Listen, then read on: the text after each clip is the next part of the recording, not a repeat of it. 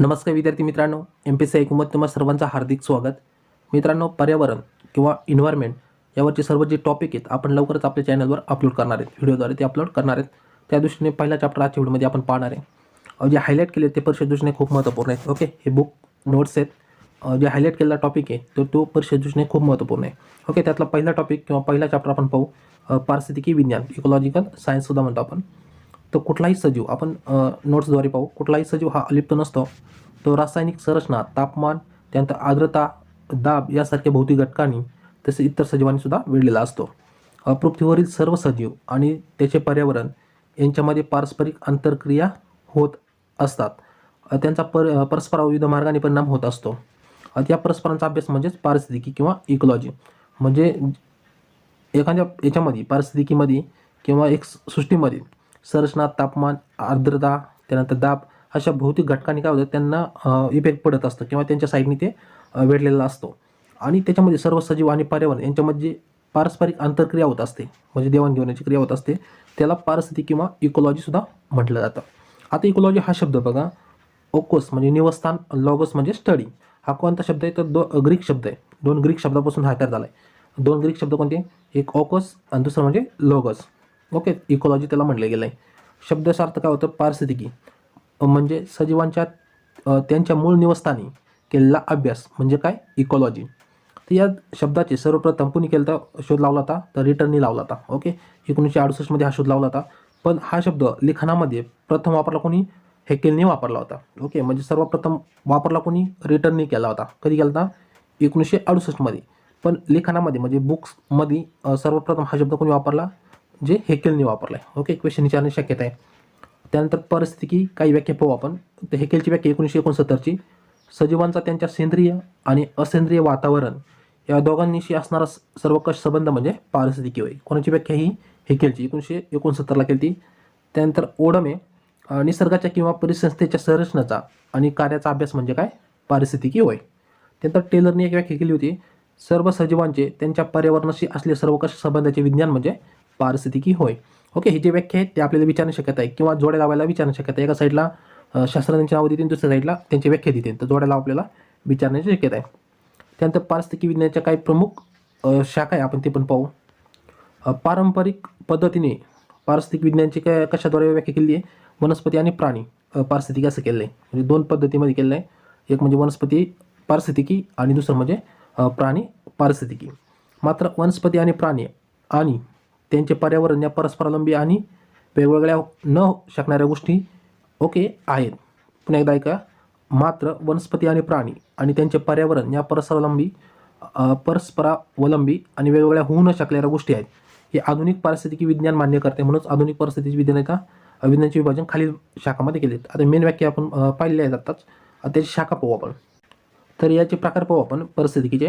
एक म्हणजे ऑटिलॉजी किंवा ऑटिकॉलॉजी सुद्धा म्हटलं आता, सिनेकॉलॉजी, नंतर हॅबिटॅट इकॉलॉजी. तर ऑटिकॉलॉजीचे बघा, प्रजाती ऑटिलॉजी किंवा डेमोकॉलॉजी, दुसरं एक नाव आहे त्याला पॉप्युलेशन इकॉलॉजी किंवा जीवसंख्या पारिस्थितिकी सुद्धा म्हणलं जातं. आणि नंतर सिनेकॉलॉजीचं जीव समुदाय किंवा पारिस्थितिकी म्हणतो. कम्युनिटी इकॉलॉजी सुद्धा म्हणलं जातं इंग्लिशमध्ये. परिसंस्था पारिस्थितिकी इकॉलॉजी, इकोसिस्टम इकॉलॉजी म्हणलं जातं. तर ऑटिकॉलॉजी ही शब्द लक्षात ठेवा, उच्चार तसाच होत त्याचा.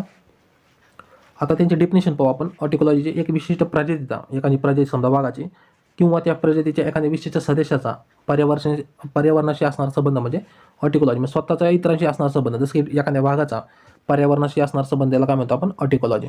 उदाहरणाचे वाघांचा परिस्थितिकी अभ्यास. त्यांनी जीवसंख्या ऑटिकॉलॉजी म्हणजे अनेक प्राण्यांचा पर्यावरणाशी असणारा संबंध, जसं की सुंदरबन आहे तुम्हाला माहिती, त्याच्यामधील वाघांचा जीवसंख्येचा असणारा अभ्यास. म्हणजे एक म्हणजे इंडिव्हिज्युअल, दुसरा म्हणजे ग्रुपशी संबंधित आहे, म्हणजे याला ऑटिकॉलॉजी म्हणलं जातं. दुसरं सिनेकॉलॉजी, एखाद्या विशिष्ट जीवसमुदायाचा, एकत्रित जीवसमुदाय, त्याच्यामध्ये वाघ पण येणार किंवा इतर प्राणीसुद्धा येतील. एखाद्या विशिष्ट जीवसमुदायाचा पारिस्थितिकीशी असणारा अभ्यास, त्याला आपण सिनेकॉलॉजी म्हणतो. त्याच्यामध्ये अनेक प्राणी येतात, त्याच्यामध्ये वेगवेगळ्या प्रकारचे.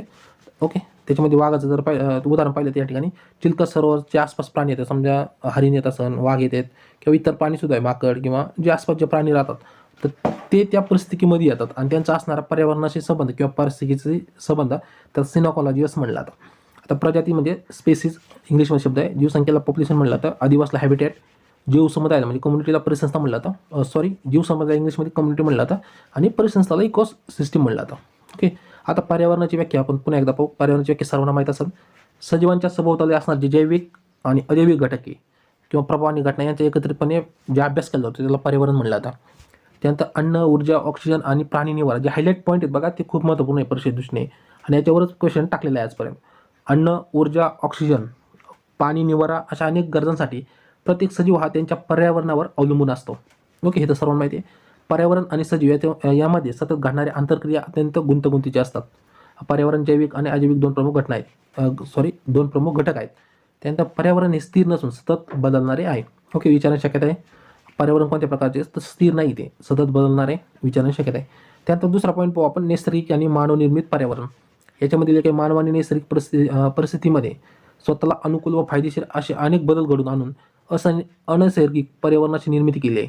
अनैसर्गिक पर्यावरण म्हणजे नैसर्गिक तुम्हाला माहिती आहे त्याच्यामध्ये हवा, पाणी, वारं हे सर्व येतं. आणि अनैसर्गिक पर्यावरणाची निर्मिती म्हणजे त्याच्यामध्ये पोल्युशन मोठ्या प्रमाणावर झालेलं आहे किंवा अनेक उद्योगधंदे झाले त्याच्यापासून जे कार्बन डायऑक्साईड किंवा इतर जे हानिकारक गॅस निघातात ते कोणत्या प्रकारचं हवामान झालं, अनैसर्गिक पर्यावरण किंवा अनैसर्गिक हवामान निर्माण झालं आहे.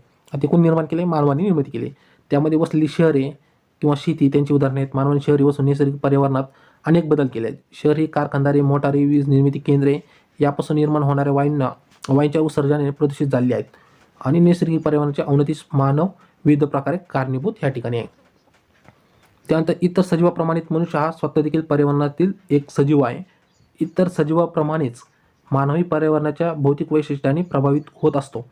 अन्न, वस्त्र, औषधी यासारख्या अनेक इतर गरजांसाठी तो पूर्णपणे सजीवांच्या इतर प्रजातींवर अवलंबून असतं किंवा आहे. ओके, हे महत्त्वपूर्ण पॉईंट आहेत. त्यानंतर खाली मानवाच्या पर्यावरणातील प्रभाव हा नेहमीच पर्यावरणामध्ये बदल घडविणारा ठरलेला आहे. योग्य नियंत्रणाअभावी हा प्रभाव बऱ्याचदा विघातक राहिला आहे. जरी माणूस स्वतःच्या कल्याणासाठी आपले पर्यावरण नियंत्रित करीत असला तरी पर्यावरणातील त्याचा अनिर्बंध हस्तक्षेप त्याच्या भवितव्यास मारक ठरू शकतो. ओके, त्याचं उदाहरण तुम्ही आताच पाहिलं असाल लेटेस्टमध्ये. ओके, नवीन जे व्हायरस येतात किंवा जे आपण पर्यावरणाची जी अवनती करत असतो त्याचा इम्पॅक्ट आपल्याला भविष्यात पडतच असतो. त्यानंतर मानवाने विविध रासायनिक विषयांचा वापर करून रोगजंतू, किडे, तणे, कीटक इत्यादी किल्ले आधुनिक नियंत्रण अन्न साखळी विस्कळीत करून परिस्थितीतील समतोल बिघडू शकते. त्यानंतर किरणोत्सारी कचऱ्याचे पर्यावरणातील उत्सर्ग, नैसर्गिक न आढळणाऱ्या सुयोगाची मानवाकडून होणारी निर्मिती, वाढणारे शहरीकरण, बेसुमार जंगलवाढ, औद्योगिकरण इत्यादीमुळे काय झाले, पर्यावरणाची अतोनात हानी होऊन प्रदूषण समस्या देखील गंभीर बनत चाललेली आहे. आता या मानवी हस्तक्षेपामुळे सजीवांच्या अनेक प्रजाती नामशेष झाल्या आहेत तर अनेक नामशेष होण्याच्या मार्गावर आहेत. एकंदर पृथ्वीवर जैवविविधता धोका निर्माण झाला आहे. याचबरोबर आणखी काही पारिस्थितिकी समस्या निर्माण झाल्या आहेत. कृषी आणि अलीकडे जे वनशास्त्रीय फॉरेस्ट्री म्हणतो आपण या शाखा देखील मोनोकल्चरवर लक्ष केंद्रित करत आहेत. मोनोकल्चरला विविध रोग व किडीचा प्रादुर्भाव होण्याची शक्यता जास्तच आहे. ओके, मोनोकल्चरला जे सिंगल कल्चर त्याला आपण मोनोकल्चर सुद्धा म्हणतो. ओके, यावर विविध रोग व किडीचा प्रादुर्भाव होण्याची शक्यता जास्त आहे. म्हणूनच परिसंस्थेच्या या अतिरिक्त सुलभीकरणाचे परिस्थितीच्या स्तरावर दूरगामी प्रतिकूल परिणाम होऊ शकतात. म्हणून या पर्यावरणीय समस्या अधिक तीव्र होऊन त्यामुळे मानवी अस्तित्व धोक्याच्या येण्याआधीच या परिसंस्थेचे आणि पारिस्थितिकी समस्येचे अधिक ज्ञान प्राप्त करून त्यावर योग्य उपाययोजना करणे मानवाच्या भविष्यास उपकार ठरेल. आता या पहिल्या पॉईंटमध्ये किंवा पहिल्या चॅप्टरमध्ये महत्त्वपूर्ण काय, एक म्हणजे पर्यावरणाची डेफिनेशन तुम्हाला माहीत आहे. त्यानंतर हे जे डेफिनेशन आहेत किंवा आपण म्हणतो स्ट्रक्चर आहे पूर्ण टी डायग्राम स्ट्रक्चर म्हणतो आपण. पारिस्थितिकी म्हणजे काय, नंतर ॲटिकोलॉजी, सिनेकोलॉजी किंवा हॅबिटेट इकोलॉजी म्हणजे काय याची डेफिनेशन पाहिजे. ॲटिकोलॉजी म्हणजे इंडिव्हिज्युअल आणि ग्रुपचा स्टडी येतो. सिनेकोलॉजी जे ग्रुप आहेत समजा प्राण्यांचा, त्याच्यामध्ये अनेक प्राणी येतात त्यांचा अभ्यास केला जातो पर्यावरणाशी संबंधित. आदिवास म्हणजे एखादी इकोसिस्टम डेव्हलप आहे त्या ठिकाणी तर त्याचा अभ्यास या ठिकाणी केला जातो. त्यानंतर एक म्हणजे जे म्हणतो ना आपण इकोलॉजी शब्द प्रथम कोणी वापरला होता, रिटर्नने वापरला आणि लिखाणामध्ये प्रथम कोणी वापरला तर हेकेलने वापरला होता. नंतर हे व्याख्या माहीत पाहिजे हेकेलची, ओडमची आणि टेलरची, हे जोड्या लावायला आपल्याला विचारणं शक्य आहे. तर पहिल्या चॅप्टरमध्ये हेच प्रमुख मुद्दे आहेत जे आपण आजच्या व्हिडिओमध्ये पाहिले.